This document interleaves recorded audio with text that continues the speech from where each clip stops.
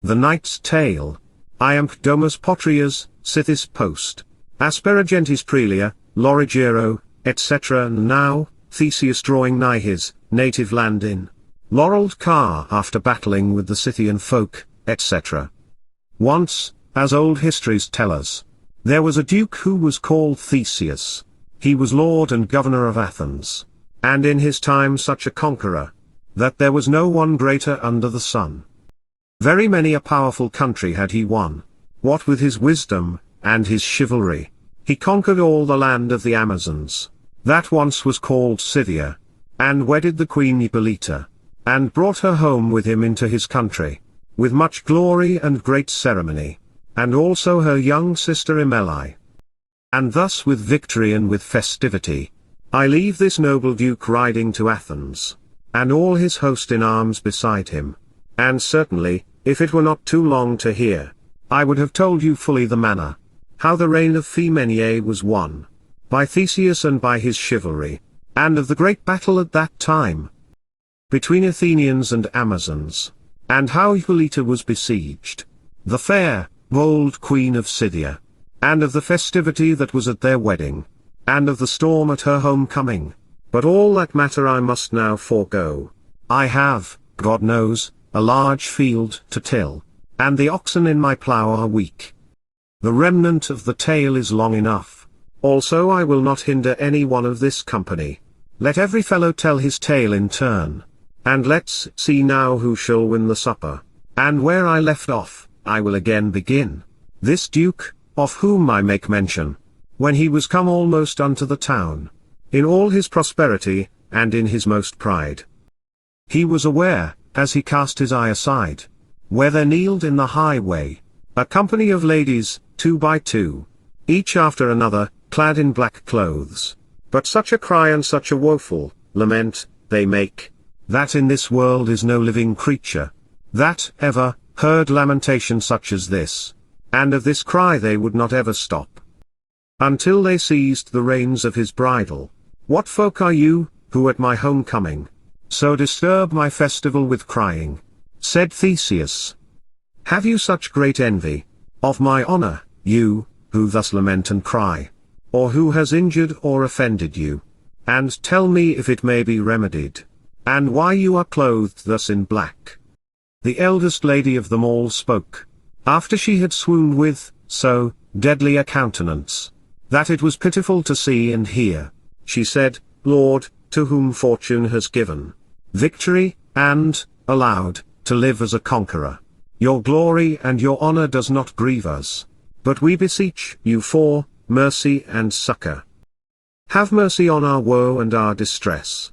Some drop of pity, because of thy nobility, let thou fall upon us wretched women. For, certainly, Lord, there is not one of us all, who has not been a duchess or a queen. Now we are miserable wretches, as it is easily seen. Thanks be to fortune and her false wheel, who assures no estate, will continue to be well, and certainly, Lord, to await your presence here in this temple of the goddess Clemency. We have been waiting all this fortnight. Now help us, Lord, since it is in thy power. I, wretch, who weep and wail thus, was once wife to King Capaneus, who died at Thebes, cursed be that day. And all of us who are in this condition, and make all this lamentation, we lost all our husbands at that town, while the siege lay around it. And yet now the old Creon, woe woe, who is now lord of the city of Thebes, filled with anger and with iniquity, he, for spite and for his tyranny, to do dishonor to the dead bodies of all our lords who are slain, has dragged all the bodies in a heap, and will not allow them, not at all, neither to be buried nor burned, but makes hounds eat them as an insult. And with that word, without more delay, they fell face down and cried piteously. Have some mercy on us wretched women, and let our sorrow sink in thy heart. This gentle duke leapt down from his war horse, with compassionate heart, when he heard them speak. It seemed to him that his heart would break, when he saw them so pitiful, and so dejected, that once were of such high rank. And in his arms he caught up them all, and comforts them with very good will, and swore his oath, as he was true knight, that he would do his might so completely, to avenge them upon the tyrant Creon, that all the people of Greece should speak about how Creon was treated by Theseus, as one who had very well deserved his death. And right away, without more delay, he displays his banner, and rode forth toward Thebes, and all his army beside him.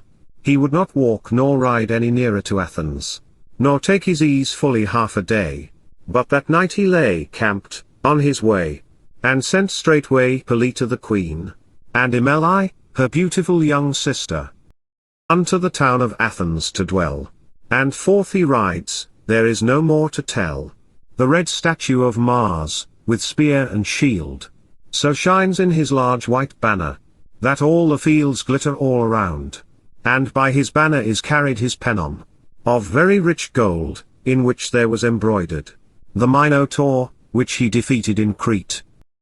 Thus rides this duke, thus rides this conqueror, and in his army the flower of chivalry, until he came to Thebes and dismounted graciously in a field, where he intended to fight.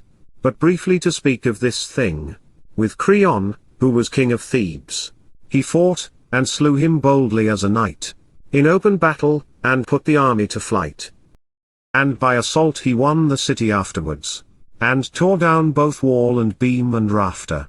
And he gave back to the ladies the bones of their husbands who were slain, to do obsequies, as was then the custom. But it would be all too long to describe the great clamor and the lamentation that the ladies made at the burning of the bodies, and the great honor that Theseus, the noble conqueror, does to the ladies, when they went from him. But briefly to tell is my intent. When this worthy duke, this Theseus, has slain Creon, and thus won Thebes, still in that field he took all night his rest, and did with all the country as he pleased, to search in the heap of dead bodies, to strip them of armor and of clothing. The scavengers took great pains and worked hard, after the battle and defeat. And it so befell that in the heap they found, pierced through with many a grievous bloody wound, 2 young knights lying side by side, both with the same coat of arms, very richly wrought, of which 2 one was called Arcite, and that other knight was called Palamon. They were not fully alive, nor fully dead, but by their coats of arms and by their equipment, the heralds best knew them in particular, as they that were of the royal blood of Thebes, and born of 2 sisters. The scavengers have pulled them out of the heap, and have carried them softly unto the tent of Theseus, and he very soon sent them to Athens, to dwell in prison perpetually. He would not accept any ransom, and when this worthy duke has thus done, he took his army, and home he rides straightway, as a conqueror crowned with laurel, and there he lives in joy and in honor, for the duration of his life. What more words are needed? And in a tower, in anguish and in woe, this Palamon and his fellow Arcite, for evermore, remain, no gold can ransom them. This passes year by year and day by day, until it befell once, in a morning of May, that Emily, who was fairer to be seen than is the lily upon its green stalk, and fresher than the May with new flowers, for her hue vied with colour of the rose. I do not know which was the finer of them 2. Before it was day, as was her custom to do, she was arisen and already prepared, for May will have no laziness at night. The season urges on every gentle heart, and makes it out of its sleep to awake suddenly, and says arise, and do thy observance. This made Emily remember to do honor to May, and to rise. She was gaily clothed, so to say. Her yellow hair was braided in a tress, behind her back, a yard long, I guess. And in the garden, at the rising of the sun, she walks up and down, and as she pleases, she gathers flowers, mixed white and red, to make an intricate garland for her head. And she sang, as heavenly as an angel. The great tower, that was so thick and strong, which was the main fortification of the castle, where the knights were in prison, of which I told you and shall tell, was just next to the garden wall, where this Emily took her pleasure. The sun was bright and clear that morning. And Palamon, this woeful prisoner, as was his custom, by permission of his jailer, had risen and roamed in a chamber on high, in which he saw all the noble city, and also the garden, full of green branches, where this fresh Emily the bright, was in her walk, and roamed up and down. This sorrowful prisoner, this Palamon, goes in the chamber roaming to and fro, and to himself lamenting his woe, that he was born, full often he said, alas! And so it happened, by chance or accident, that through a window, thickly set with many a bar, of iron, great and square as any beam, he cast his eye upon Emily, and with that he turned pale and cried, as though he was stabbed unto the heart.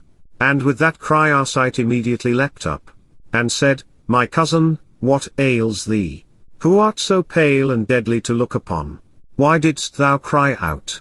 Who has done thee offence? For the love of God, take all in patience our imprisonment, for it may not be otherwise. Fortune has given us this adversity. Some wicked aspect or disposition of Saturn, by some arrangement of the heavenly bodies, has given us this, although we had sworn it would not be. So stood the heavens when we were born. We must endure it, this is the short and plain. This Palamon answered and said in reply, Cousin, truly, concerning this opinion, thou hast a foolish conception. This prison did not cause me to cry out, but I was hurt right now through my eye, into my heart, so that it will be the death of me. The fairness of that lady whom I see, yonder in the garden roaming to and fro, is cause of all my crying and my woe. I know not whether she is woman or goddess, but truly it is Venus, as I suppose. And with that he fell down on his knees, and said, Venus, if it be thy will, thus to transfigure yourself in this garden, before me, sorrowful, wretched creature, help that we may escape out of this prison, and if it be so that my destiny is shaped, by eternal decree to die in prison, have some compassion on our noble lineage, which is brought so low by tyranny. And with that word our sight did see, where this lady roamed to and fro, and with that sight her beauty hurt him so, that, if Palamon was sorely wounded, our sight is hurt as much as he, or more. And with a sigh he said piteously, The fresh beauty slays me suddenly, of her who roams in the yonder place. And unless I have her mercy and her grace, so that I can at least see her, I am as good as dead. There is no more to say. This Palamon, when he heard those words, angrily he looked and answered, Sayest thou this in earnest or in play? Nay, said Arcite, in earnest, by my faith. So help me God, I have no desire to play. This Palamon did knit his two brows. It would not be, said he, any great honor to thee, to be false, nor to be traitor, to me, who am thy cousin and thy brother, sworn very sincerely, and each of us to the other, that never, though we had to die by torture, until death shall part us two, neither of us in love, is, to hinder the other, nor in any other case, my dear brother, but rather thou shouldest truly help me, in every case, as I shall help thee. This was thy oath, and mine also, certainly. I know right well, thou darest not deny it. Thus thou art my trusted confidant, without doubt, and now thou wouldest falsely be busy preparing to love my lady, whom I love and serve, and ever shall until my heart dies. Nay, certainly, false Arcite, thou shalt not do so. I loved higher first, and told thee my woe, as to my confidant and my sworn brother. To further me, as I have told before, for which thou art bound as a knight, to help me, if it lay in thy power, or else thou art false, I dare well say. This Arcite full proudly spoke in return. Thou shalt, said he, be rather false than I, and thou art false, I tell thee flatly. As a mistress I loved her first before thou. What wilt thou say? Thou knowest not yet now, whether she is a woman or goddess. Thine is a feeling of holiness, and mine is love as to a creature. for which I told thee my circumstance. As to my cousin and my sworn brother, I posit this assumption, that thou lovedest her first. Knowest thou not well the old clerk's saying, that who shall give a lover any law, love is a greater law, by my skull, than may be given to any earthly man, and therefore positive, man-made, law and such decree, is broken every day for love in every way. A man must of necessity love, in spite of all he can do. He cannot flee from it, though he should be dead, whether she be maid, or widow, or else wife, and also it is not likely all thy life, to stand in her good graces, no more shall I. For well thou thyself knowest, truly, that thou and I are condemned to prison. Perpetually, no ransom can help us. We strive as the hounds did for the bone. They fought all day, and yet their share was nothing. There came a kite, while they were so angry, and carried away the bone between them both. And therefore, at the king's court, my brother, each man for himself, there is no other way. Love, if it please thee, for I love and always shall. And truly, dear brother, this is all. Here in this prison we must endure, and each one of us take his chance. Great and long was the strife between them two. If I had leisure to tell it, but to the point. It happened on a day. To tell it to you as briefly as I can. A worthy duke that was called Protheus, who was a friend to Duke Theseus, since that same time that they were little children, had come to Athens to visit his friend, and to amuse himself as he was accustomed to do. For in this world he loved no man so much, and he, Theseus, loved him as tenderly in turn. So well they loved, as old books say, that when one was dead, truly to tell, his friend went and sought him down in hell. But of that story I do not desire to write. Duke Protheus loved well Arcite, and had known him at Thebes year after year, and finally at request and prayer of Protheus, without any ransom, Duke Theseus let him out of prison, freely to go all over, wherever he wishes. In such a manner as shall I tell you. This was the agreement, plainly to write, between Theseus and this Arcite, that if it so were that Arcite were found, ever in his life, by day or night, at any moment, in any country of this Theseus, and if he were caught, it was agreed thus, that with a sword he should lose his head. There was no other remedy nor course of action. But, he takes his leave, and homeward he sped. Let him beware. His neck lies as a pledge. How great a sorrow now suffers Arcite. He feels the death smite through his heart. He weeps, wails, cries piteously. To slay himself he secretly awaits an opportunity. He said, Alas that day that I was born. Now my prison is worse than before. Now I am destined eternally to dwell, not in purgatory, but in hell. Alas, that ever I knew Protheus, for else I would have remained with Theseus, fettered in his prison evermore. Then would I have been in bliss and not in woe. Only the sight of her whom I serve, though I never can deserve her grace, would have sufficed right enough for me. O dear cousin Palamon, said he, the victory of this adventure is thine. Very blissfully in prison thou can remain. In prison? Certainly not, but in paradise. Well has fortune turned the dice for thee, that hast the sight of her, and I the absence. For it is possible, since thou hast her presence, and art a knight, a worthy and an able one, that by some chance, since fortune is changeable, thou mayest sometime attain thy desire. But I, who am exiled and barren, of all grace, and in so great despair, that there is not earth, water, fire, nor air, nor creature that is made of them, that can help me or do comfort to me in this. Well ought I to die in despair and distress. Farewell my life, my desire, and my gladness. Alas, why do folk so commonly complain about the providence of God, or of fortune, that gives them full often in many a manner, much better than they can themselves imagine. One man desires to have riches, which is the cause of his murder or great sickness, and one man would happily go out of his prison, Who is slain in his house by members of his household? Infinite harms are in this matter. We know not what thing we pray for here. We act like one who is drunk as a mouse. A drunk man knows well he has a house, but he does not know which is the right way to it. And to a drunk man the way is slippery. And certainly, so we fare in this world.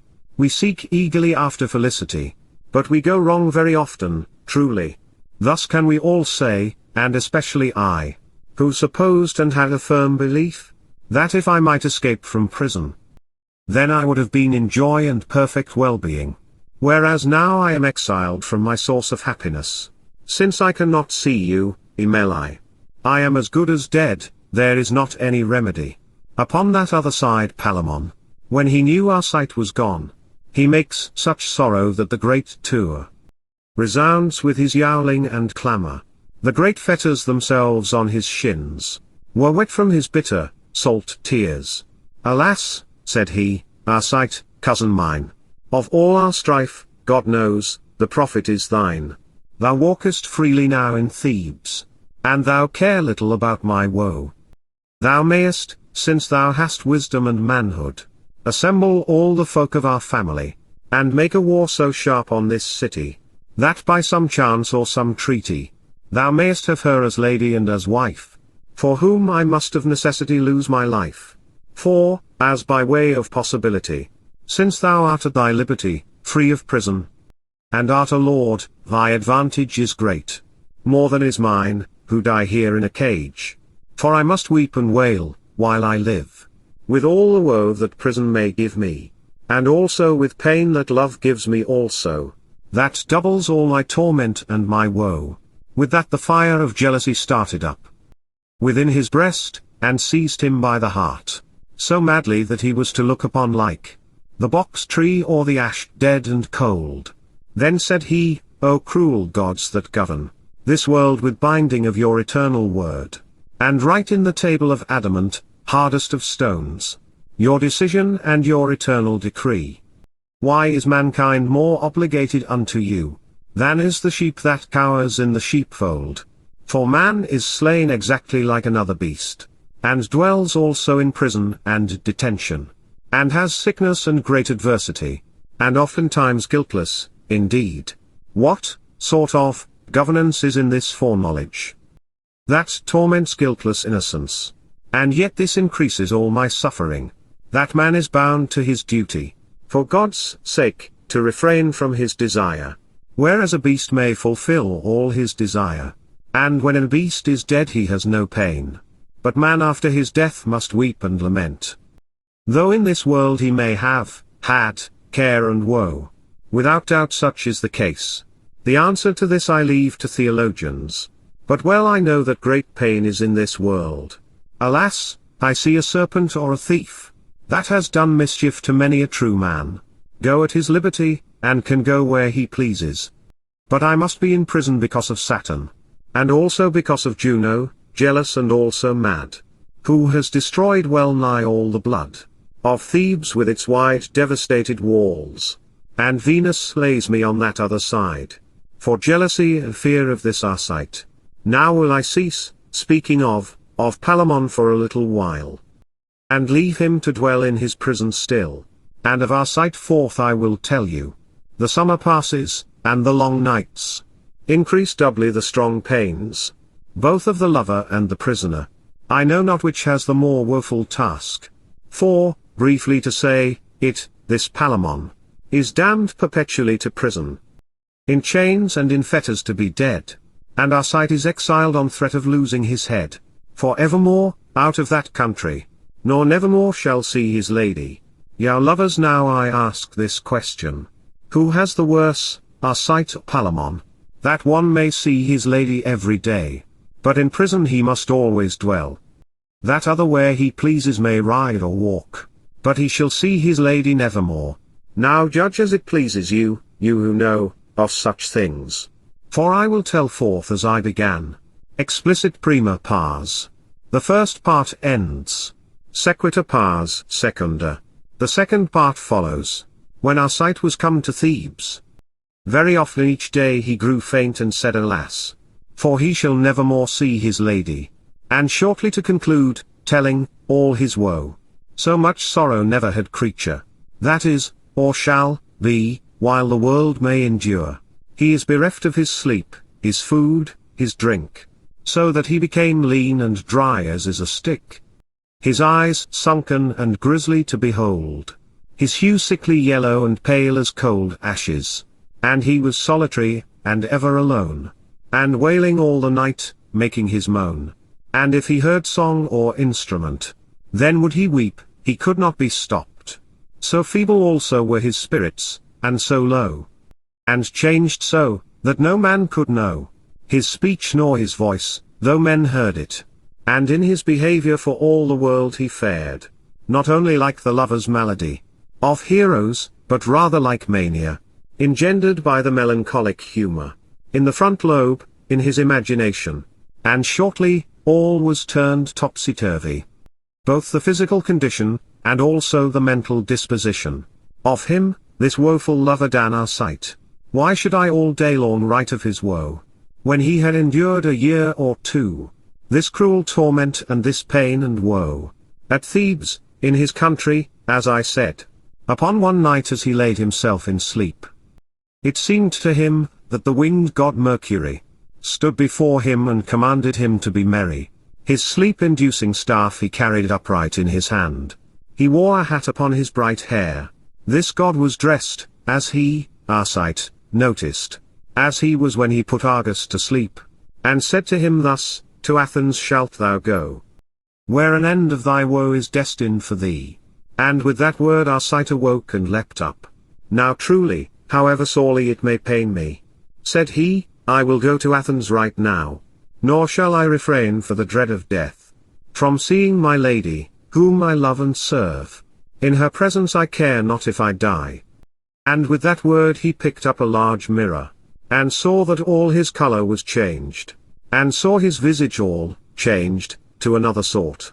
And right away it ran to him in his mind, that, since his face was so disfigured by the malady which he had endured, he might well, if he conducted himself humbly, live in Athens evermore unknown, and see his lady almost every day. And right away he changed his clothing, and clad himself as a poor labourer, and all alone, except only a squire, who knew his private affairs and all his situation, who was disguised as poorly as he was. To Athens he is gone the nearest way, and to the court he went upon a day, and at the gate he offers his service, to drudge and draw water, whatever men will command. And shortly to speak of this matter, he was given employment by a household attendant, who was dwelling with Emeli, for he was wise and could soon take the measure of every servant, who serves here. He could well hew wood, and carry water, for he was young and mighty indeed, and moreover he was tall and strong of bones, to do what any one can command him. A year or two he was in this service, page of the chamber of Emeli the Bright, and he said that he was called Philostrate. But half so well beloved a man as he was never in court, any one of his rank. He was so noble in manner, that his fame was spread throughout all the court. They said that it would be act of charity, if Theseus would advance his rank, and put him in noble employment, where he could exercise his abilities.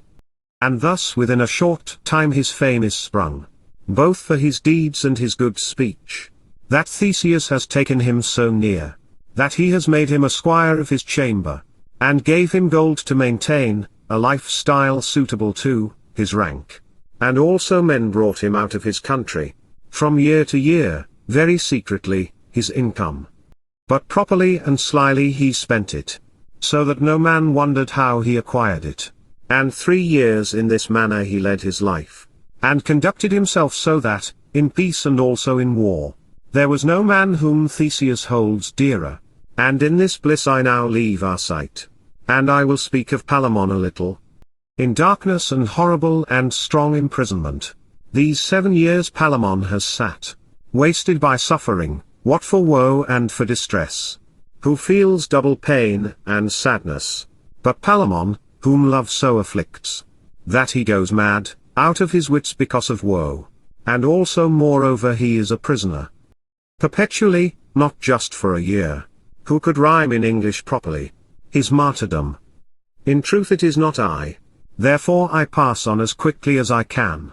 It happened that in the 7th year, of May, the 3rd night, as old books say, that tell all this story more fully, whether it was by chance or fate. As, when a thing is preordained, it must be, that soon after midnight Palamon, with the help of a friend, broke out of his prison, and flees the city as fast as he can go. For he had so given his jailer drink, of a spiced and sweetened drink made of a certain wine, with narcotics and pure opium of Thebes, that all that night, though men would shake him, the jailer slept, he could not awake. And thus he flees as fast as ever he can. The night was short and very close to the day, so that by necessity he must hide himself, and to a grove close by. With fearful foot then stalks Palamon. For, shortly, this was his idea, that in that grove he would hide himself all day, and in the night then he would take his way toward Thebes, to pray his friends to help him to wage war on Theseus, and shortly, he would either lose his life, or win Imeli to be his wife. This is the purpose and his full intent. Now I will turn again to Arcite, that little knew how near his trouble was, to which fortune had brought him in the snare. The busy lark, messenger of day, salutes the morning grey in her song, and fiery Phoebus rises up so bright, that all the Orient laughs because of the light. And with his rays dries in the groves, the silver drops hanging on the leaves. And Arcite, who in the royal court, with Theseus's chief squire, is risen and looks on the merry day, and to do his observance to May, meditating on the object of his desire, he on a war horse, leaping about like the fire, has ridden into the fields to amuse himself, out of the court, about a mile or two, and to the grove of which I told you. By chance he began to hold his way, to make himself a garland of the branches, were it of woodbine or hawthorn leaves, and loud he sang in the bright sun. May, with all thy flowers and thy greenery, welcome be thou, fair, fresh May, in hope that I can get something green. And from his war horse, with an eager heart, he rushed into the grove hastily, and in a path he roams up and down, where by chance this Palamon was in a thicket, so that no man could see him. For he was sorely afraid of his death. In no way did he know that it was Arcite. God knows he would scarcely have believed it. But truly it is said, since many years ago, that field has eyes and the wood has ears. It is very good for a man to act calmly, for everyday people meet at unexpected times. Arcite knows full little of his fellow, who was near enough to hear all his speech. For in the thicket he sits now very still. When Arcite had roamed all his fill, and sung all the rondel cheerfully, NBSB, he fell suddenly into a state of anxiety, as these lovers do in their strange manners. Now in the tree top, now down in the briars, now up, now down, like a bucket in a well, exactly like the Friday, truly for to tell. Now it shines, now it rains hard. Just so can fickle Venus sadden the hearts of her folk, just as her day is changeable, just so she changes her array. Friday is seldom like all the rest of the week. When Arcite had sung, he began to sigh, and sat himself down without any more. Alas, he said, that day that I was born, how long, Juno, through thy cruelty, wilt thou make war on the city of Thebes? Alas, to ruin is brought the royal blood of Cadmus and Amphion, of Cadmus, who was the first man, who built Thebes, before the town first began, and first was crowned king of the city. I am of his lineage and his offspring, by true lineage, of the royal family, and now I am so wretched and so enslaved, that he who is my mortal enemy, I meekly serve him as his squire, and yet Juno does me much more shame. For I dare not acknowledge my own name, but whereas I was accustomed to be called Arcite, now I am called Philostrate, not worth a penny. Alas, thou fierce Mars! Alas, Juno! Thus has your anger destroyed all our lineage. Save only me and wretched Palamon, whom Theseus torments in prison. And in addition to all this, to slay me utterly.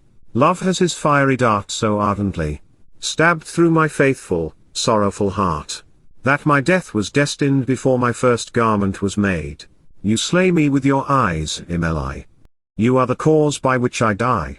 Of all the rest of my other troubles, I do not reckon the value of a weed, provided that I could do anything to please you. And with that word he fell down in a trance. A long time, and afterwards he leapt up. This Palamon, that thought that through his heart he felt a cold sword suddenly glide. For anger he trembled, no longer would he wait. And when he had heard Arcite's tale, as if he were mad, with face dead and pale, he leapt up out of the thick bushes, and said, Arcite, false, wicked traitor, now art thou taken, who lovest my lady so. For whom that I have all this pain and woe, and art of my blood, and sworn to be in my confidence, as I full often have told thee before now, and hast tricked here Duke Theseus, and thus hast falsely changed thy name. I will be dead, or else thou shalt die. Thou shalt not love my lady Imeli. But I will love her only and no other. For I am Palamon, thy mortal foe. And though I have no weapon in this place, but out of prison am escaped by good luck, I doubt not that either thou shalt die, either thou shalt not love Imeli. Choose which thou wish, or thou shalt not escape. This Arcite, with full spiteful heart, when he knew him, and had heard his tale, as fierce as a lion pulled out his sword, and said thus, By God who sits above, were it not that thou art sick and mad for love, and also because thou hast no weapon in this place, thou shouldest never walk out of this grove. Rather thou shouldest die of my hand. For I repudiate the pledge and the bond, which thou sayest that I have made to thee. Lo! True fool, think well that love is free, and I will love her in spite of all thy might, but forasmuch as thou art a worthy knight, and desire to decide the right to her by battle.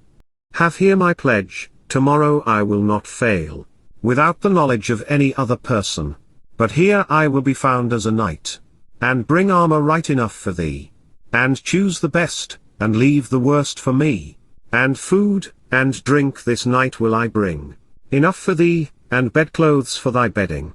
And if it so be that thou win my lady, and slay me in this wood where I am in, thou mayest well have thy lady as far as I am concerned. This Palamon answered, I agree. And thus they are departed until morning, when each of them had laid his faith as a pledge. O Cupid, devoid of all kindness to others, a reign that will have no partner with thee, full truly it is said that love nor lordship will not, willingly, have any partnership. Arcite and Palamon well find that, to be true.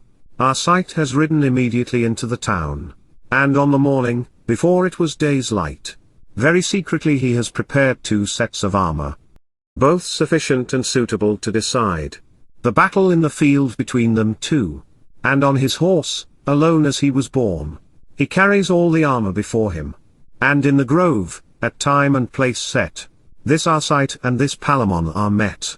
The color in their faces began to change, just as the hunters in the reign of Thrace, he who stands at the gap in the forest with a spear, when the lion or the bear is hunted, and hears him come rushing in the bushes, and breaks both boughs and the leaves, and thinks, here comes my mortal enemy, without fail, he must be dead, or I. For either I must slay him at the gap, or he must slay me, if I suffer misfortune. So fared they in changing colors of their faces, when each of them knew the other. There was no good day, nor no salutations, but straightway, without word or conversing, each one of them helped to arm the other, as friendly as if he were his own brother, and after that, with sharp strong spears, they thrust at each other a wonderfully long time. Thou mightest suppose that this Palamon, in his fighting was a mad lion, and Arcite was like a cruel tiger. They began to smite like wild boars, that froth at the mouth white as foam for mad anger. They fought up to the ankle in their blood, and in this manner I leave them to remain fighting. And forth I will tell you of Theseus, the destiny, general minister, that executes in the world everywhere the providence that God has foreseen. So strong it is that, though the world had sworn the contrary of a thing by yes or no, yet sometimes it shall happen on one day, that happens not again in 1,000 years. For certainly, our desires here, be it of war, or peace, or hate, or love, all this is ruled by the foresight above. I mean this now in regard to mighty Theseus, who is so desirous to hunt, and especially at the large heart in May, that in his bed there dawns for him no day, that he is not clad, and ready to ride, with huntsman and horn and hounds beside him, for in his hunting he has such delight, that it is all his joy and desire, to be himself a large heart's slayer, for next to Mars he now serves Diana. The day was clear, as I have told before this, and Theseus with all joy and bliss, with his Hippolyta, the fair queen, and Emily, clothed all in green, on hunting they are ridden royally, and to the grove that stood very close by, in which there was a hart, so people told him, Duke Theseus has held the straight way, and directly to the glade he rides, for through there the hart was accustomed to take his escape, and flee, over a brook, and so forth on his way. This duke will have a run or two at him, with such hounds as he pleases to command. And when this duke was come unto the glade, he looks toward the sun, and immediately he was aware of Arcite and Palamon, who fought as fiercely as if it were two wild boars. The bright swords went to and fro, so hideously that with the weakest stroke, it seemed as if it would fell an oak. But who they were, he knew nothing. This duke smote his war-horse with his spurs, and with a sudden leap he was between them two, and pulled out a sword and cried, Stop, no more, on the penalty of the loss of your head. By mighty Mars, he shall at once be dead. Who smites any stroke that I can see? But tell me what sort of men you are, who are so bold as to fight here, without judge or other officer, as it would be in a properly conducted duel. This Palamon answered hastily, and said, Sire, what more words are needed? We have deserved the death, both of us two. Two woeful wretches are we, two miserable people, who are burdened down by our own lives. And as thou art a rightful lord and judge, give us neither mercy nor refuge, but slay me first, by holy charity. But slay my fellow also as well as me, or slay him first, for though thou little knowest it, this is thy mortal foe, this is Arcite, who is banished from thy land on pain of losing his head, for which he has deserved to be dead. For this is he that came unto thy gate, and said that he was called Philostrate. Thus has he tricked thee for many years, and thou hast made him thy chief squire. And this is he that loves Emily. For since the day is come that I must die, I make plainly my confession, that I am that same woeful Palamon, that wickedly has broken out of thy prison. I am thy mortal foe, and it is I, who loves the beautiful Emily so passionately, that I will die at this moment in her sight.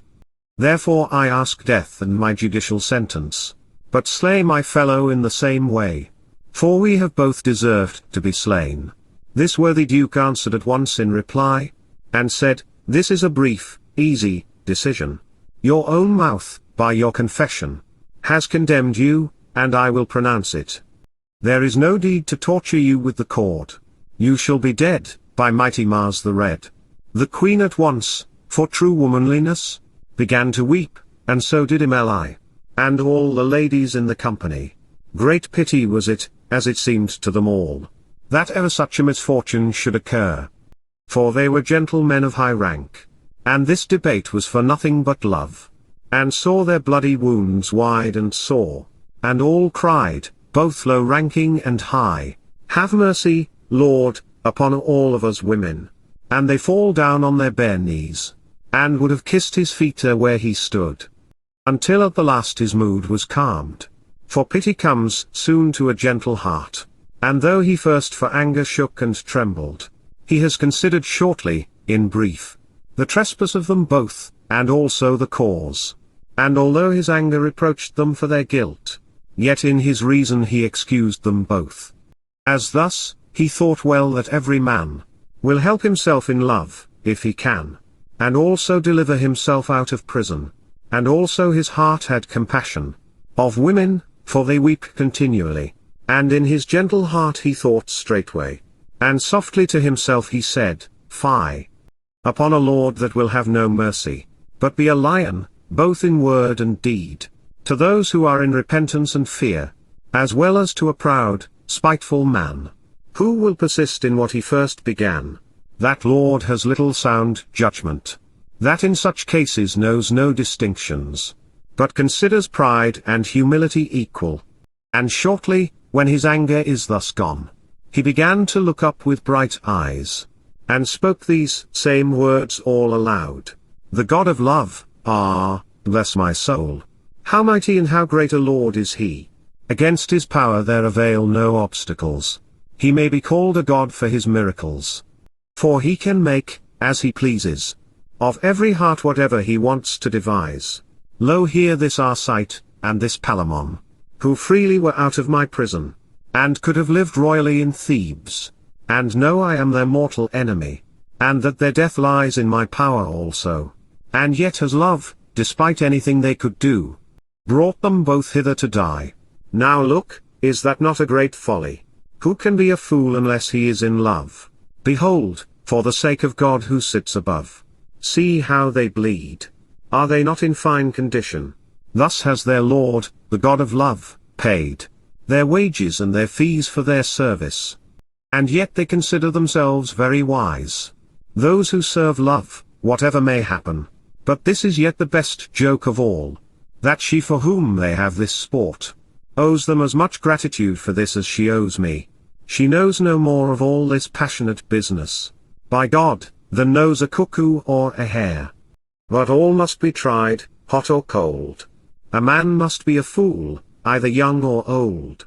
I know it by my own experience very long ago, for in my time I was a servant of love, and therefore, since I know of love's pain, and know how sorely it can afflict a man, as one who has been often caught in its snare, I wholly forgive you this trespass, at the request of the Queen, who kneels here, and also of Emily, my dear sister.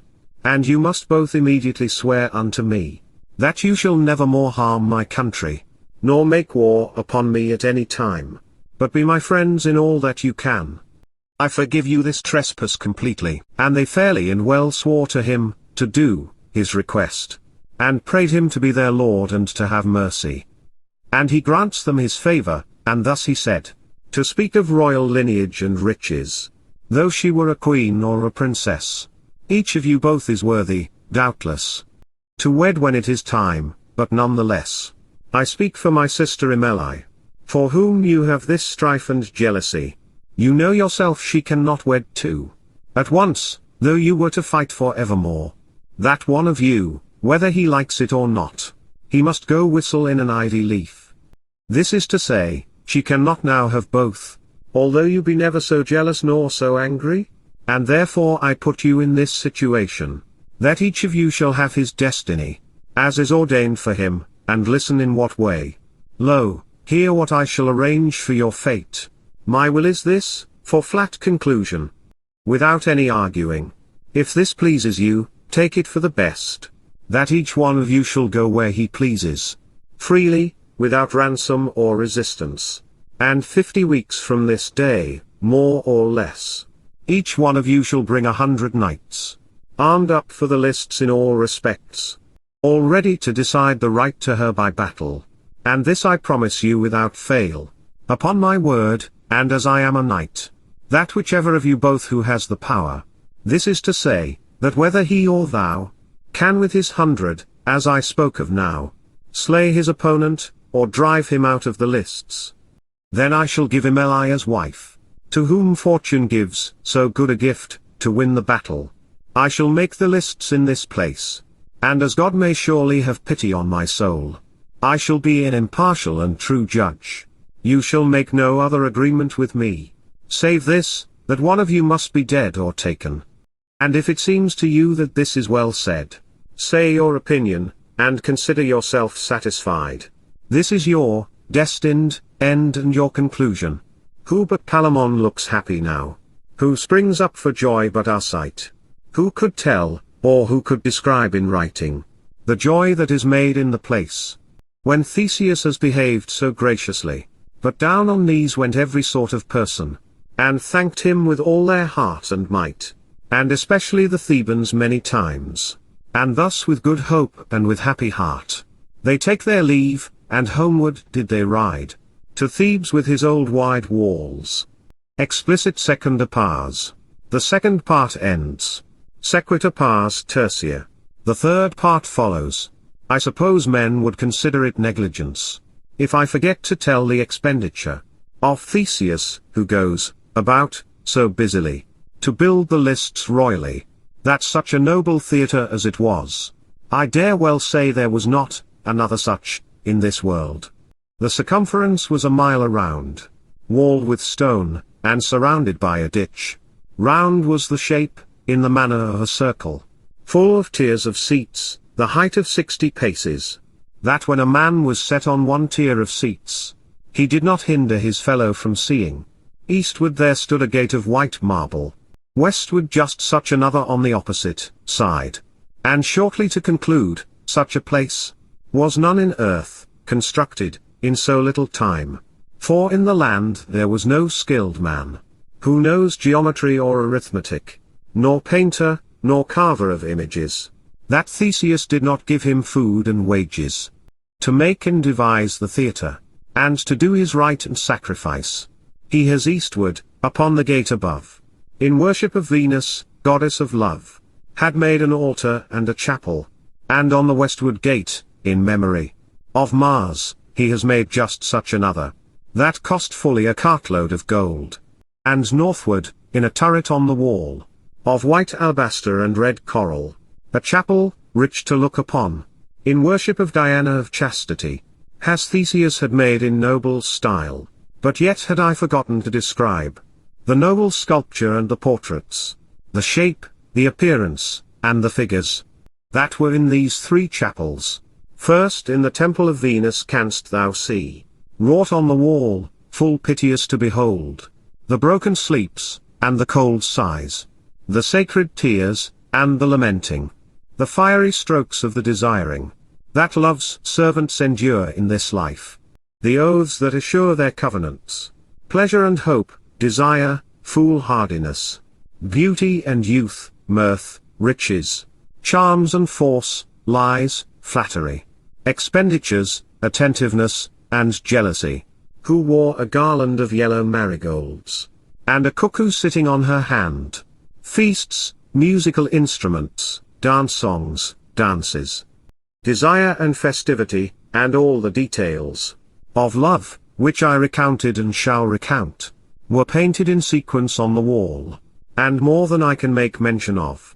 For truly all the Mount of Kithaeron, where Venus has her principal dwelling, was shown on the wall in portraits, with all the garden of love, and the pleasure, the porter, idleness, was not forgotten, nor the handsome Narcissus of many years ago, nor yet the folly of King Solomon, nor yet the great strength of Hercules, the enchantments of Medea, and Cisses, nor of Turnus, with the hardy fierce courage, the riche Croesus, wretched in servitude. Thus can you see that wisdom nor riches, beauty nor trickery, strength nor bravery, cannot share power with Venus, for she may rule the world as she pleases. Lo, all these folk were so caught in her snare, until for woe they very often said alas. One or two examples here suffice, even though I could recount 1,000 more. The statue of Venus, glorious to look upon, was naked, floating in the large sea, and from the navel down all was covered with waves green and bright as any glass. She had a satole, zither-like instrument, in her right hand, and on her head, very elegant to look upon, a rose garland, fresh and fragrant. Above her head her doves fluttering. Before her stood her son Cupid. He had 2 wings upon his shoulders, and he was blind, as it is often seen. He carried a bow and arrows bright and keen. Why should I not as well also tell you all? The portraiture that was upon the wall, within the temple of mighty Mars the red, all painted was the wall, in length and breadth, like to the interior of the grisly place, that is called the Great Temple of Mars in Thrace, in that same cold, frosty region, where Mars has his most excellent mansion. First a forest was painted on the wall, in which there dwells neither man nor beast, with knotty, gnarled, barren old trees, of stumps, sharp and hideous to behold, through which there ran a rumbling and a moaning of wind, as though a storm should burst every bough. And downward from a hill, close to a grassy slope, there stood the temple of Mars, powerful in arms, wrought all of burnished steel, of which the entry was long and narrow, and frightening to look upon. And out of there came a rush of wind and such a blast, that it made all the gate to shake. The northern light shone in at the doors, for there was no window on the wall, through which men might discern any light. The door was all of eternal adamant, hardest of stones, bound crosswise and lengthwise, with tough iron, and to make it strong, every pillar, to support the temple, was big as a large barrel, made of iron bright and shining.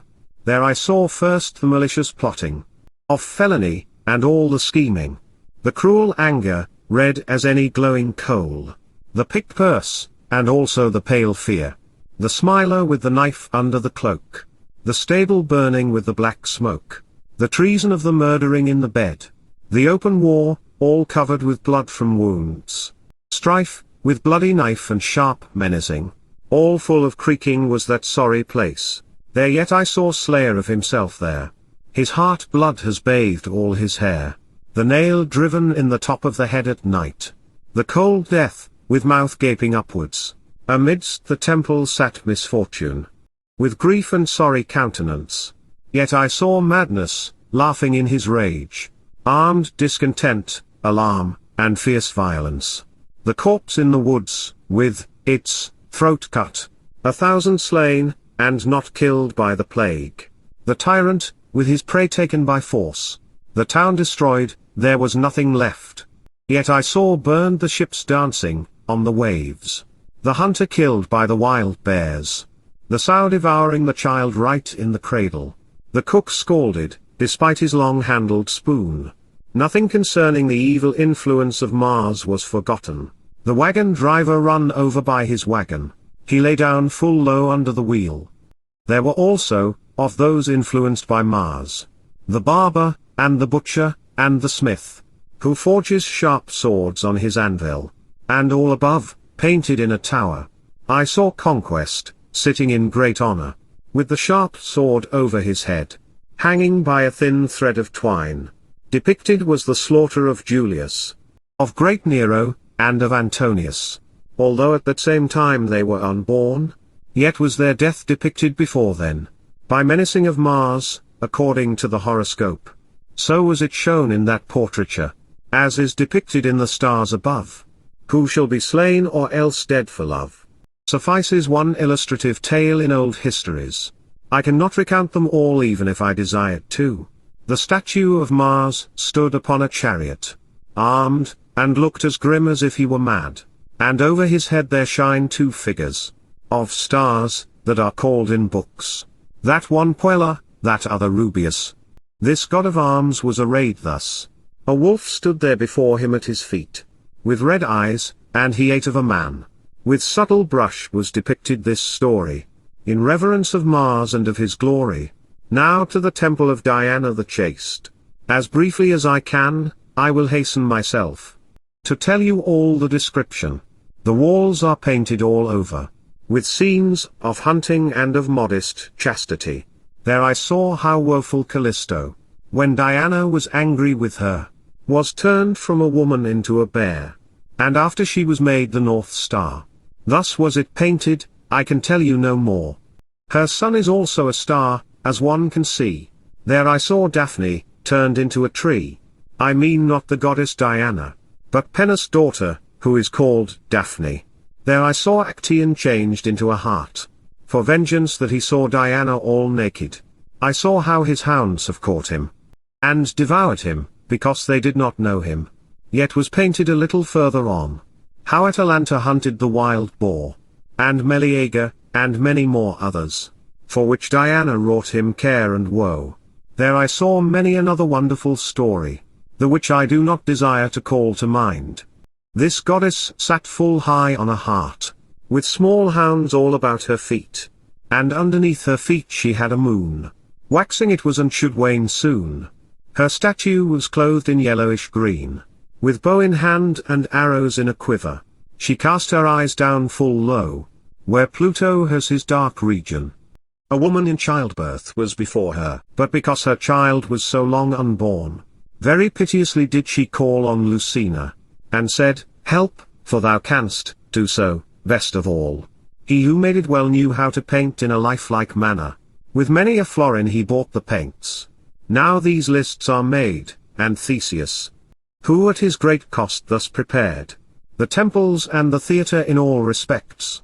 When it was done, it greatly pleased him. But I will stop speaking of Theseus a little while, and speak of Palamon and of Arcite. The day of their return approaches, when each one should bring 100 knights to decide the battle, as I told you, and to Athens, to keep their agreement. Each one of them has brought 100 knights, well armed for the battle in all respects.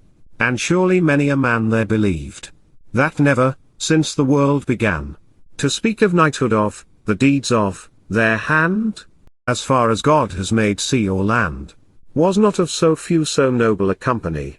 For every person that loved chivalry, and would, willingly, have an outstanding reputation, has prayed that he might participate in that game. And well it was for him who was chosen to be there. For if there fell tomorrow such a situation, you know well that every vigorous knight, who loves passionately and has his might, were it in England or elsewhere, they would, willingly, desire to be there. To fight for a lady, bless me, it would be a pleasing sight to see. And right so fared those with Palamon. With him there went knights many a one. One of them will be armed in a coat of mail, and in a breastplate and a light tunic. And one of them will have a set of plate armor. And one of them will have a Prussian shield or a buckler. One of them will be well armed on his legs, and have an axe, and one a mace of steel. There is no new fashion, that has not been old. They were armed, as I have told you, every one according to his preference. There mayst thou seen, coming with Palamon, Lycurgus himself, the great king of Thrace. Black was his beard, and manly was his face. The circles of his eyes in his head, they glowed between yellow and red. And he looked about like a griffin, with an eagle's head, with shaggy hairs on his stout brows. His limbs large, his muscles hard and strong, his shoulders broad, his arms round and long. And as was the fashion in his country, he stood full high upon a chariot of gold, with 4 white bulls in the traces. Instead of a tunic with his coat of arms over his armor, with claws yellow and bright as any gold. He had a bear's skin, coal black because of age. His long hair was combed behind his back. Like any raven's feather it shone because of its blackness. A wreath of gold, thick as an arm, of huge weight. Upon his head, set full of bright stones, of fine rubies and of diamonds. About his chariot there went white wolfhounds, 20 and more, as big as any steer, to hunt for the lion or the deer. And followed him with muzzles securely bound, wearing collars of gold, and rings for leashes filed round. He had 100 lords in his company, very well armed, with stern and stout hearts. With Arcite, as people find in histories, the great Emetrius, the king of India, upon a reddish-brown steed with trappings of steel, covered in cloth of gold, well decorated, with geometric patterns, came riding like the god of arms, Mars. His tunic with his coat of arms was of cloth of tarsia, in Turkestan, adorned with pearls white and round and big. His saddle was newly adorned with pure gold.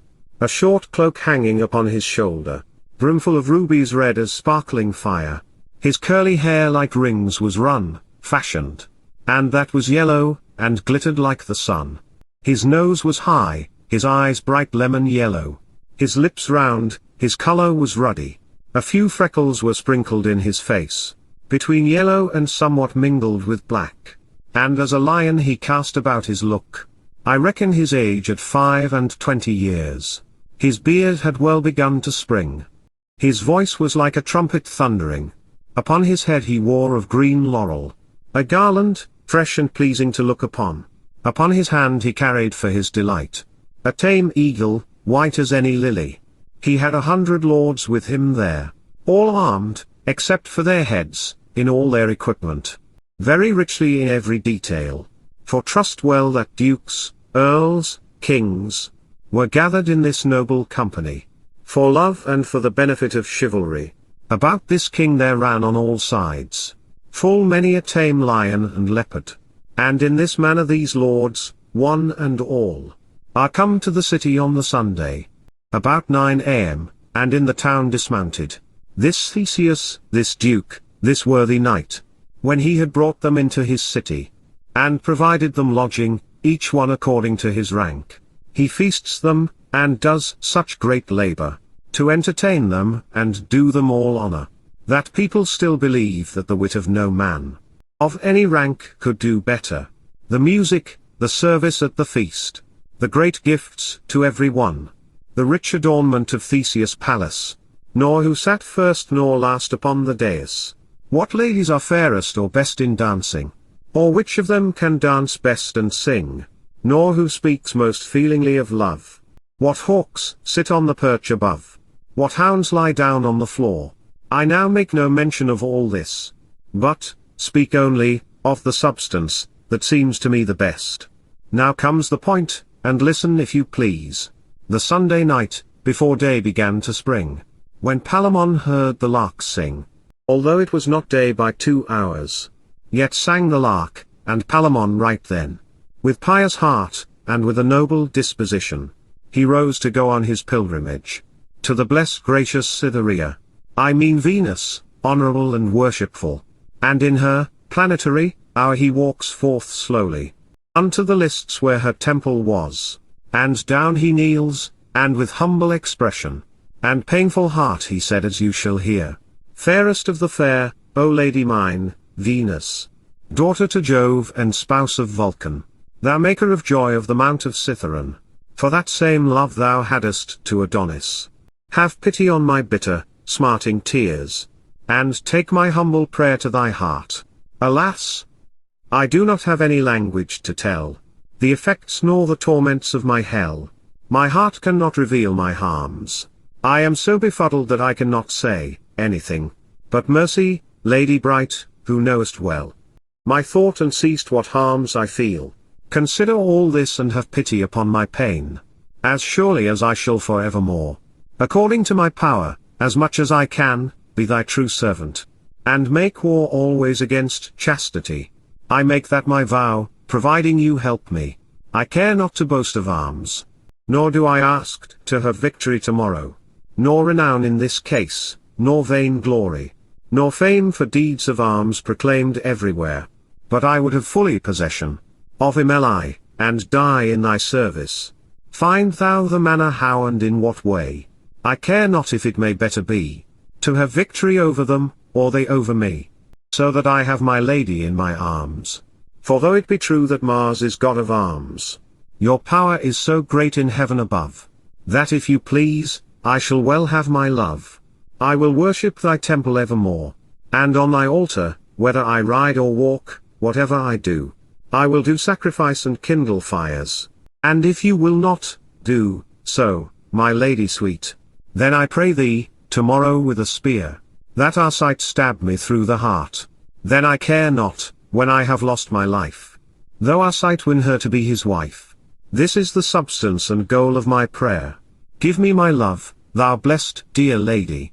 When the prayer of Palamon was done, he did his sacrifice, and that quickly, full piteously, with all due ceremony, although I tell not now his observances. But at the last the statue of Venus shook, and made a sign, whereby he understood that his prayer was accepted that day. For though the sign showed a delay, yet he knew well that his request was granted, and with glad heart he went home very soon. The third planetary hour after Palamon began to go to Venus' temple, up rose the sun, and up rose Emily, and to the temple of Diana did hasten her maidens, whom she led thither with her. They had the fire full readily with them, the incense, the cloths, and all the rest that is needed for the sacrifice, the horns full of mead, as was the custom. There lacked nothing needed to do her sacrifice. The temple smoking, with incense, full of fair cloths. This Emily, with gentle heart, washed her body with water of a well. But how she did her right I dare not tell, unless it be something in general. And yet it would be a pleasure to hear all. To one who means well it would be no matter of concern. But it is good for a man to be without restriction, speak freely. Her bright hair was combed, all loose. A crown of an evergreen oak was set upon her head full fair and suitable. 2 fires on the altar did she kindle, and did her duties, as men can behold, in Statius Thebaid and such old books. When the fire was kindled, with a pitiful expression, unto Diana she spoke as you may hear. O chaste goddess of the green woods, to whom both heaven, earth and sea is visible, queen of the dark and low reign of Pluto, goddess of maidens, whom my heart hast known full many a year, and knowest what I desire. Keep me from thy vengeance and thy ire, which Actaeon paid for cruelly. Chaste goddess, well knowest thou that I desire to be a maiden all my life, nor never will I be no lover nor wife. I am, thou knowest, yet of thy company, a maiden, and love hunting and the chase, and to walk in the wild woods, and not to be a wife and be with child.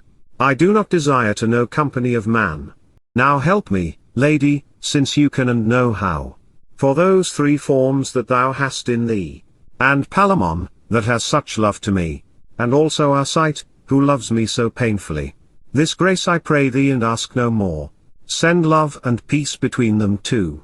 And turn away their hearts from me so, that all their hot love and their desire, and all their intense torment, and their fire, will be quenched, or turned to another place.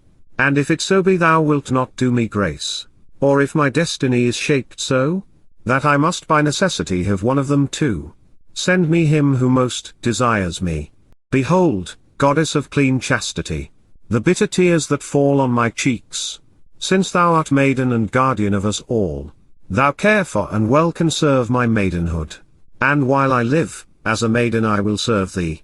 The fires burn brightly upon the altar, while Emily was thus in her prayer. But suddenly she saw a curious sight. For right away one of the fires quenched, and rekindled again, and after that straightway, that other fire was quenched and all gone. And as it quenched it made a roaring sound, as these wet brands do in their burning.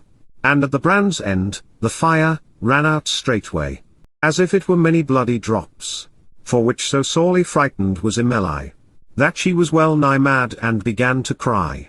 For she did not know what it signified, but simply for fear has she cried thus, and wept that it was a pity to hear. And right then Diana did appear, with bow in hand, just like a huntress, and said, Daughter, cease thy sadness. Among the high gods it is affirmed, and by eternal word written and confirmed, thou shalt be wedded unto one of those, who have for thee so much care and woe, but unto which of them I may not tell. Farewell, for I can stay no longer. The fires which burn on my altar shall declare to thee, before thou go hence, thy destiny concerning love, as in this situation. And with that word, the arrows in the quiver of the goddess clatter fast and ring. And forth she went and vanished. For which this Emily was astonished, and said, What does this mean? Alas! I put me in thy protection, Diana, and in thy power. And home she goes at once the nearest way. This is the substance, there is no more to say. The next, planetary, hour of Mars following this, Arcite has walked unto the temple of fierce Mars to do his sacrifice, with all the rites of his pagan manner of worship, with sorrowful heart, and intense devotion. Right thus to Mars he said his prayer, O strong God, who in the cold rains of Thrace art honored, and considered Lord, and hast in every reign and every land all the control of arms in thy hand, and grants them fortune as it pleases thee to command. Accept of me my sorrowful sacrifice, if it so be that my youth may deserve, and that my power be worthy to serve. thy godhead, so that I may be one of thine. Then pray I thee to have pity upon my pain. For that same pain and that same hot fire, in which thou once burned for desire. When that thou enjoyed the beauty of fair, young, fresh Venus the noble, and hadst her in arms as you wished, although once things went wrong for you. When Vulcan had caught thee in his snare, and found thee lying by his wife, alas, for that same sorrow that was in thy heart. Have pity as well upon my painful sufferings. I am young and ignorant, as thou knowest, and, as I suppose, injured most by love, than ever was any living creature. For she that causes me to endure all this woe, nor cares never whether I sink or swim. And well I know, before she may promise me mercy, I must win her with strength in the lists. And well I know, without help or grace, of thee my strength cannot avail. Then help me, Lord, tomorrow in my battle.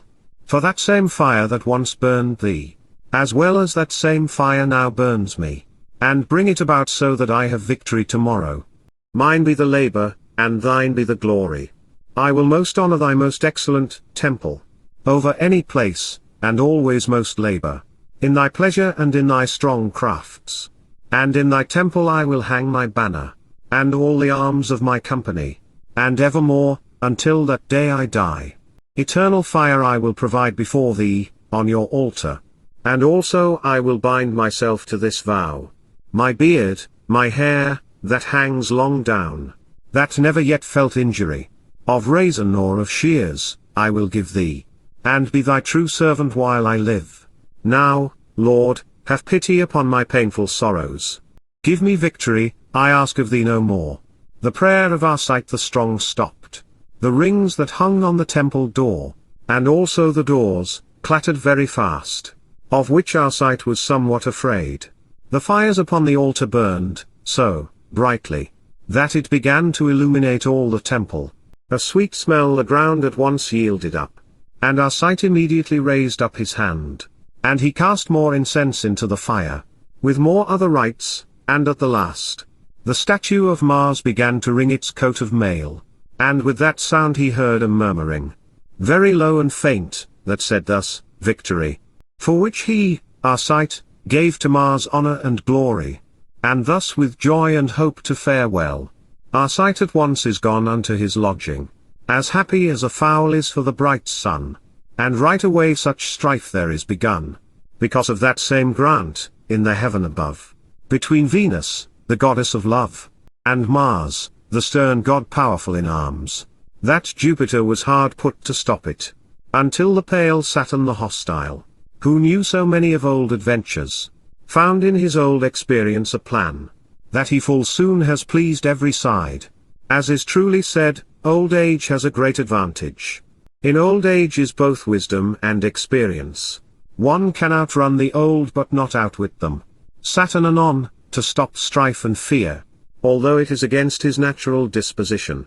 He found a remedy for all this strife. My dear daughter Venus, said Saturn, my orbit, that has so wide a course to turn, has more power than any man knows. Mine is the drowning in the sea so dark. Mine is the imprisonment in the dark cell. Mine is the killing and hanging by the throat. The murmur, of discontent, and the churls rebelling. The grumbling, and the secret poisoning. I exact vengeance and do full punishment. While I dwell in the zodiacal sign of the lion. Mine is the ruin of the high halls, the falling of the towers and of the walls. Upon the miner or the carpenter, I slew Samson, shaking the pillar. And mine are the cold maladies, the dark treasons, and the old plots. My astrological aspect is the father of pestilence. Now weep no more, I shall do my diligence. So that Palamon, who is thine own knight, shall have his lady, as thou hast promised him. Though Mars shall help his knight, yet none the less, between you there must be peace sometime, although you are not of one, the same, temperament, which daily causes such dissension. I am thy grandfather, ready to do as you wish. Weep now no more, I will fulfill thy desire. Now I will stop speaking of the gods above, of Mars, and of Venus, goddess of love. and tell you as plainly as I can. The essential part, for which I began. Explicit tertia pars. The third part ends. Sequitur pars quarta. The fourth part follows. Great was the feast in Athens that day, and also the pleasing season of that May, made every person to be in such delight, that all that Monday they joust and dance, and spend that day in Venus's noble service. But because they must rise early, to see the great fight, unto their rest they went at nightfall. And in the morning, when day did spring, noise and clattering of horses and armor, there was in hostelries all about. And to the palace there rode many a company, of lords upon steeds and palfreys. There canst thou see preparation of armor, so exotic and so rich, and wrought so well, of goldsmiths' works, of embroidery, and of steel. The bright shields, horses' head armor, and horse armor, gold-colored helms, coats of mail, tunics with heraldic devices, lords in richly decorated robes on their coursers, knights of their retinues, and also squires, nailing heads to the spear shafts, and buckling helms, fitting the shields with straps, fastening with laces. Where it is needed they were not at all idle.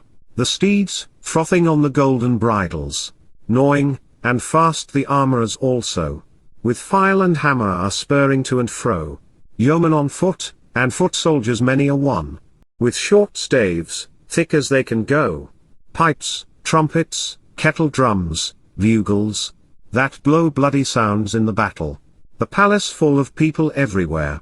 Here 3, there 10, debating, conjecturing about these 2 Theban knights.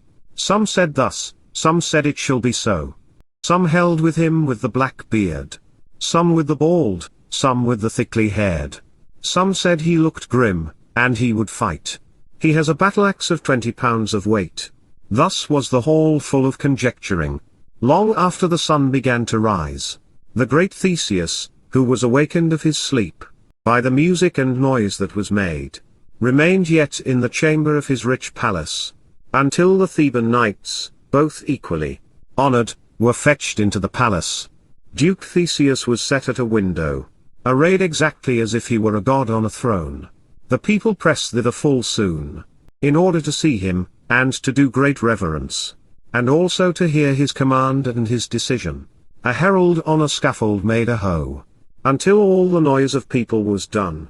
And when he saw the people all still of noise, then showed he the mighty duke's will.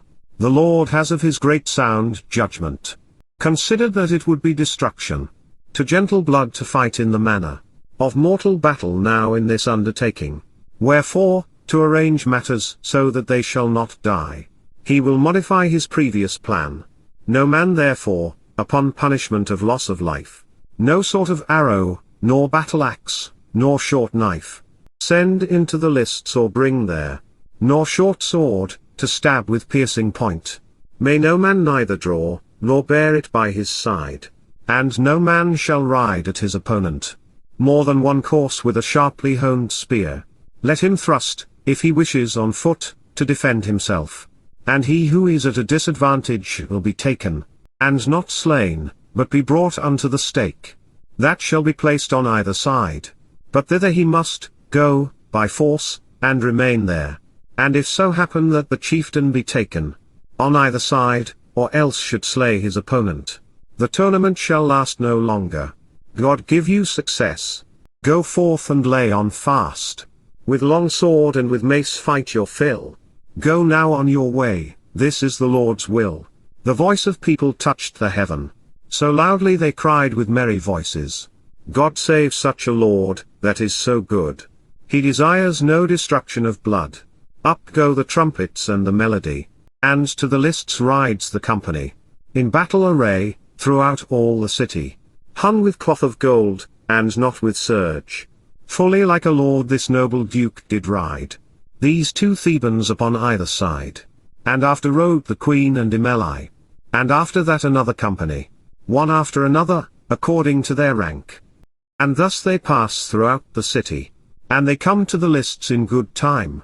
It was not yet fully prime, 9 a.m., of the day, when Theseus was set very splendidly and nobly, Hippolyta the queen, and Emily, and other ladies about in tears.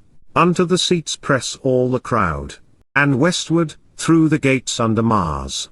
Arcite, and also the 100 of his party, with red banner is entered right away. And in that same moment Palamon is under Venus, eastward in the place, with white banner and hardy countenance and face, in all the world, to seek up and down, so evenly, without variation. There were not two such companies, for there was no one so wise that could say that any one had advantage over the other, in worthiness, nor in status, nor age. So evenly were they chosen, as I estimate. And in two fair ranks they arranged themselves, when every one of their names were read, so that in their total number there would be no deception. Then the gates were shut, and cried was aloud, "Do now your duty, proud young knights." The heralds left their spurring up and down. Now trumpets and bugles ring loud. There is no more to say, but from west and east, in go the spears very firmly in the lance rests. In goes the sharp spur into the flank. Their people see who can joust and who can ride. Their splinter spears upon thick shields. He feels the stabbing through the breastbone. Up spring spears 20 foot on height. Out go the swords bright as silver. The helms they hew to pieces and cut into shreds. Out burst the blood in strong red streams. With mighty maces they break the bones to pieces. He did thrust through the thickest of the throng. Their strong steeds stumble, and down goes all. He rolls underfoot as does a ball. On his feet he stabs with the broken shaft of his spear. And he hurtles him down with his horse. He is hurt through the body and then taken, despite all he can do, and brought unto the stake. As was the agreement, right there he must abide.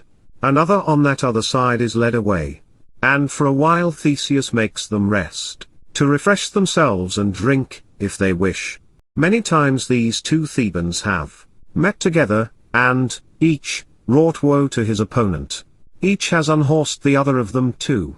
There was not any tiger in the vale of Gargaphia, when her whelp is stolen when it is little. So cruel on the hunt as is Arcite, for jealous heart upon this Palamon. Nor in Benmarin there is not so fierce a lion, that is hunted, or maddened by his hunger, nor of his prey desires so the blood, as Palamon to slay his foe Arcite. The fervent strokes bite on their helms. Out runs red blood on both their sides. Sometime there is an end of every deed, for before the sun went unto its rest, the strong king Emetrius did seize this Palamon, as he fought with Arcite, and made his sword deep in his flesh to bite. And by the force of 20 he, Palamon, is taken, without having surrendered, and dragged to the stake. And in the rescue of this Palamon, the strong king Lycurge is borne down, and King Emetrius, despite all his strength, is carried out of his saddle a sword's length. So hit him Palamon before he was taken, but all for naught, he was brought to the stake. His hardy heart could not help him. He must abide, when he was caught, by force and also by the agreed terms of battle. Who sorrows now but woeful Palamon, that must no more go again to fight. And when Theseus had seen this sight, unto each one of the folk that fought thus, he cried, "Stop! No more, for it is done. I will be true judge, and no partisan. Arcite of Thebes shall have Emily, who by his fortune has won her fairly." Immediately there is a noise of people begun, for joy of this, so loud and clamorous indeed, it seemed that the lists should fall. What now can fair Venus do above? What says she now? What does this queen of love, but weeps so, for lack of having her will, until her tears fell in the lists. She said, "I am disgraced, doubtless." Saturn said, "Daughter, hold thy peace. Mars has his will, his knight has all his request, and, by my head, thou shalt be relieved soon." The trumpeters, with the loud music, the heralds, who full loudly yell and cry, are in their happiest state for joy of Dan Arcite. But listen to me, and stop the noise for a little. Hear, what a miracle at once befell there. This fierce Arcite has taken off his helm, and on a war horse, to show his face, he spurs from one end to the other of the large open space. looking upward upon this Emily. And she to him cast a friendly eye. For women, so to speak in general, they all follow the favor of fortune. And was all his source of pleasure, in his heart. Out of the ground leapt an infernal fury, sent from Pluto, at the request of Saturn. For which his horse for fear began to turn, and leapt aside, and stumbled as he leapt. And before our sight can take heed, he hit himself on the top of his head, that in the place he lay as if he were dead, his breast shattered by his saddle bow. He lay as black as any coal or crow. The blood was so run in his face. Immediately he was carried out of the place, with painful heart, to Theseus's palace. Then was he cut out of his armor, and brought in a bed very gently and quickly.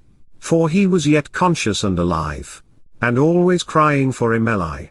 Duke Theseus, with all his company, is come home to Athens, his city, with all bliss and great solemnity. Although this accident had happened, he would not distress them all. People said also that Arcite shall not die. He shall be healed of his injuries. And of another thing they were as happy, that of them all there was no one slain. Although they were sorely hurt, and especially one, whose breastbone was pierced by a spear, to other wounds and to broken arms. Some had salves, and some had charms, medicines made of herbs, and also of sage. They drank, for they wanted to have their limbs cured. For which this noble duke, as he well knows how, comforts and honors every man, and made revel all the long night, for the foreign lords, as was right. Nor was it considered any defeat, in battle, but, only, as a joust or a tournament. For truly there was no defeat. For falling is nothing but an accident, nor to be led by force unto the stake, without having surrendered, and taken by 20 knights, one person alone, without others, and dragged forth by arm, foot, and toe, and also his steed driven forth with staves, by men on foot, both yeomen and also foot soldiers. He incurred no shameful blame for it. No man there may call it cowardice, for which anon Duke Theseus had proclaimed, to put a stop to all rancor and ill will. The victory is given, as well to one side as to the other, and either side equal as the other's brother, and gave them gifts in accordance with their ranks, and held a feast for fully 3 days, and honorably escorted the kings out of his town a full day's journey, and home went every man the direct way.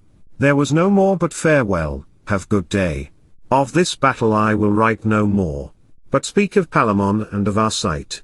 The breast of Arcite swells, and the pain at his heart increases more and more. The clotted blood, despite any medical treatment, corrupts, and is left in the trunk of his body, that neither blood letting at a vein, nor applying suction cups, nor drink of herbs can be any help to him. The power expulsive, to expel fluids, or animal, from that power called natural, cannot remove nor expel the poison. The pipes of his lungs began to swell, and every muscle down in his breast is destroyed by poison and corrupted matter. Avails him neither, to preserve his life, vomit upward, nor downward laxative. All is shattered in that region. Nature now has no power to control, and certainly, where nature will not work, farewell medicine. Go bear the man to church. This is the whole of it, that Arcite must die, for which he sends after Emily, and Palamon, who was his dear cousin. Then said he thus, as you shall after hear, the woeful spirit in my heart cannot declare one small part of all my painful sorrows to you, my lady, whom I love most, but I bequeath the service of my ghost to you above every creature, since my life can no longer endure. Alas, the woe! Alas, the strong pains that I have suffered for you, and so long! Alas, the death! Alas, my Emily! Alas, separation of our company! Alas, my heart's queen! Alas, my wife! My heart's lady, ender of my life! What is this world? What do people ask to have? Now with his love, now in his cold grave, alone, without any company. Farewell, my sweet foe, my Emily, and softly take me in your 2 arms. For love of God, and listen to what I say. I have here with my cousin Palamon, had strife and rancor many a day ago. For love of you, and for my jealousy, and as Jupiter may guide my soul, to speak specifically of a servant, of love, with all the attendant attributes truly, that is to say, truth, honor, knighthood, wisdom, humbleness, rank, and noble ancestry, nobility of character, and all that belongs to that art. As Jupiter may have concern for my soul, in this world right now I know no one so worthy to be loved as Palamon, who serves you, and will do so all his life. And if ever you shall be a wife, forget not Palamon, the gentleman. And with that word his speech began to fail, for from his feet up to his breast had come the cold of death, which had overcome him. And yet moreover, for in his 2 arms, the vital strength is lost and all gone. Only the intellect, nothing else, that dwelled in his heart and saw, began to fail when the heart felt death. His 2 eyes grew dark, and his breath failed, but on his lady yet he cast his eye. His last word was, mercy, Emily. His spirit changed house and went where. Since I came never, there, I cannot tell where. Therefore I stop, I am no theologian. I find nothing about souls in this register, nor do I wish to tell such beliefs of them, though they write of where they, the souls, dwell.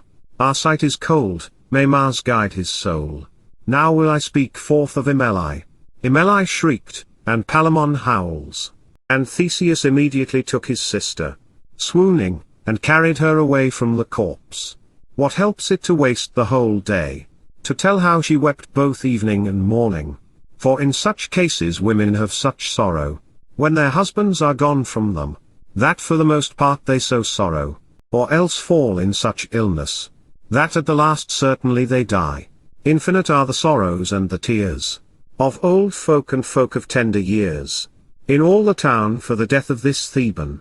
For him there weep both child and man. There was no such great weeping, certainly, when Hector was brought, just recently slain, to Troy. Alas, the lamentation that was there, scratching of cheeks, also tearing of hair. Why wouldst thou be dead, these women cry, since thou hadst gold enough, and Emily? No man might comfort Theseus, except for his old father Aegeus, who knew the changes of this world, as he had seen it change both up and down, joy after woe, and woe after gladness, and showed them examples and comparisons. Right as there died never a man, said he, who did not live in earth to some extent, just so there lived never a man, he said, in all this world, who sometime did not die. This world is nothing but a thoroughfare full of woe, and we are pilgrims, passing to and fro. Death is an end of every worldly pain. And beyond all this yet he said much more, to this effect, full wisely to exhort the people that they should comfort themselves. Duke Theseus, with all his careful attention, considered now where the tomb of good Arcite may best be made, and also most honorable in regard to his rank. And at the last he concluded that there were first Arcite and Palamon had the battle between them for love, that in that same grove, sweet-smelling and green, where he had his amorous desires, his lament, and for love his hot fires, he would make a fire in which the rite of a funeral he might fully perform. And he ordered immediately to hack and hew the old oaks, and lay them in a row, in piles arranged to burn well.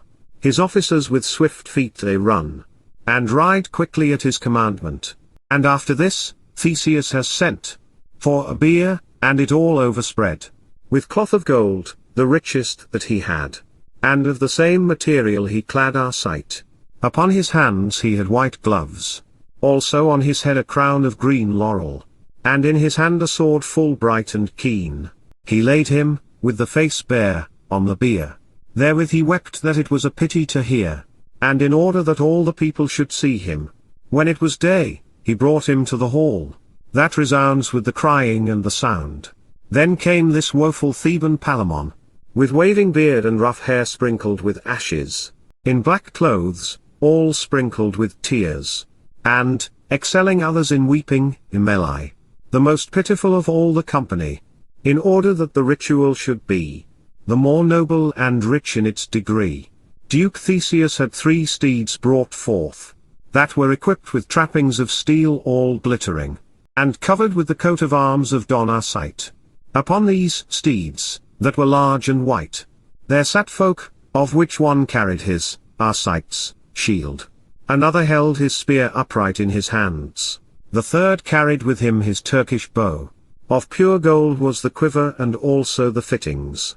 And they rode forth slowly with sorrowful demeanor, toward the grove, as you shall later hear. The noblest of the Greeks that were there, carried the bier upon their shoulders, with slow pace and eyes red and wet, throughout the city by the main street, which was all spread with black, and wonderfully high. The street is covered with exactly the same.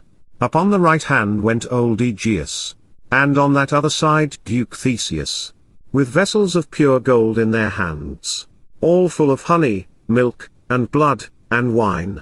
Also Palamon, with a very large company. And after that came woeful Emeli, with fire in hand, as was at that time the custom, to do the office of funeral service. Much labor and full great preparation was at the service and the fire making, which with its green top reached the heaven, and 20 fathom of breadth the sides stretched. This is to say, the boughs were so broad, there was first laid very many a load of straw. But how the fire was made on high, nor also the names that the trees are called, such as oak, fir, birch, aspen, alder, holm-oak, poplar, willow, elm, plane, ash, box, chestnut, linden, laurel, maple, thorn, beech, hazel, yew, dogwood. How they were cut down shall not be told by me, nor how the gods ran up and down, disinherited of their habitation, in which they dwelt in rest and peace, nymphs, fauns and hamadryades, wood nymphs, nor how the beasts and the birds all fled for fear, when the wood was cut down, nor how frightened by the light was the ground, which was not accustomed to see the bright sun, nor how the fire was laid first with straw, and then with dry branches cut in thirds, and then with green wood and mixtures of spices, and then with cloth of gold and with precious stones, and garlands, hanging with full many a flower, the myrrh, the incense, with such great fragrance, nor how Arcite lay among all this, nor what richness about his body is, nor how Emeli, as was the custom, lighted the fire of funeral service, nor how she swooned when men made the fire, nor what she spoke, nor what was her desire,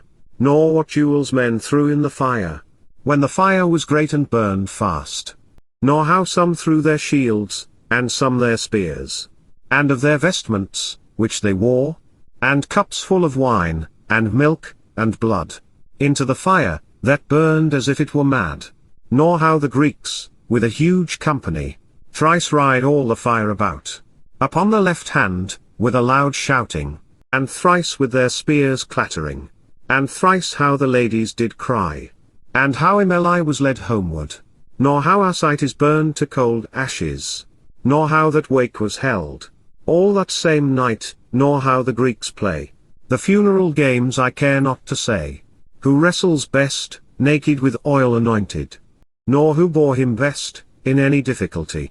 I will not tell also how they go home to Athens, when the games are done, but shortly to the point then I will go, and make an end of my long tale, by the course of events and by length of a certain number of years. All stopped is the mourning and the tears, of the Greeks, by one general assent. Then it seemed to me there was a parliament, at Athens, upon certain topics and cases, among which topics was discussed, a proposal, to have alliance with certain countries, and have fully the submission of the Thebans, for which this noble Theseus immediately ordered someone to send for gentle Palamon. Unknown by him, Palamon, what was the cause and why, but in his black clothes sorrowfully, he came at his, Theseus's, commandment in haste. Then Theseus sent for Emeli. When they were set, and all the place was hushed, and Theseus had waited for a while, before any word came from his wise breast, he set his eyes where his object of desire was, And with a sad face he sighed softly. And after that exactly thus he pronounced his decision. The first mover of the first cause above. When he first made the fair chain of love. Great was the effect, and noble was his plan. Well knew he why, and what thereof he meant. For with that fair chain of love he bound the fire, the air, the water, and the land. Indefinite bounds, from which they may not flee. That same prince and that mover, said he, has established in this wretched world below specific numbers of days and term of duration to all that is engendered in this place, beyond the which day they cannot pass, although they may yet well shorten those days. There is no need to cite any written authority, for it is proven by experience. Unless I wish to make my meaning more clear, then one can by this order well discern that that same mover is stable and eternal. Well may one know, unless it be a fool, that every part derives from its whole. For nature has not taken its beginning of no part or portion of a thing, but of a thing that is complete and stable, descending from that, until it becomes corruptible.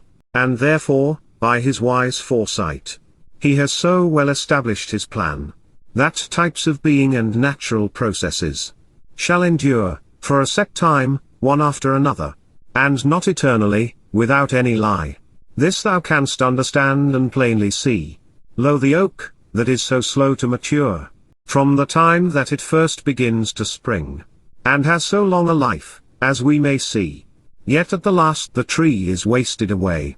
Consider also how the hard stone, under our feet, on which we tread and go, eventually it is worn away as it lies by the way. The broad river sometimes grows dry. We see the great cities grow weak and pass away. Then you can see that all things have an end. Of man and woman also we see well, that by necessity, in one of these two periods of time, this is to say, in youth or else in age, he must be dead, the king as must a servant boy.